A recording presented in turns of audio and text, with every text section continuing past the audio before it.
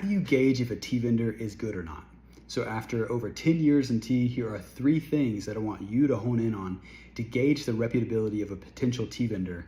And the last one you might not have thought about. So the first one, and this is a big one, is some degree of cultural ability, whether that's language fluency, whether they live there, maybe they don't know the language, but they have a huge drive to just like get in and engage the people and get around the country and endure just the sheer insanity of travel and getting to the good tea, as well as a respect for that culture. The second value I want you to look for in a tea vendor is maybe the most obvious and the biggest red flag that if they don't have it. It's also the one that will take them the furthest if they're really good at it, which is just the ability to taste good tea, just kind of on the beverage level and appreciation, and knowing sort of the language of the tea leaves and good tea processing.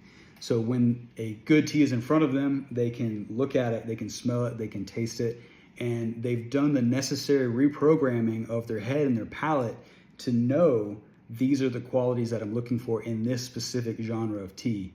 And this is a huge one that can compensate for the other 2 that I'm talking about. The third value I would advise in seeking in a good tea vendor is their ability to suss out good tea ecosystems and recognize unhealthy bad tea ecosystems. This is probably the most unrepresented, underappreciated value that has actually helped me maybe the most, and I think is really important because the buyer's beware inconvenient truth of the tea world, the broader tea world, is that there's a lot of gnarly tea ecosystems out there that on a beverage level doesn't make for good tea, and it's just something you don't want to really put into your body and support.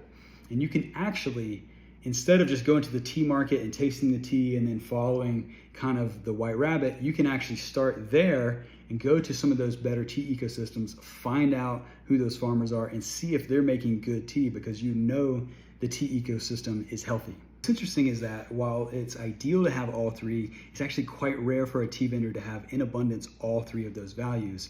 More often than not, they have maybe 2, maybe 3 in moderation.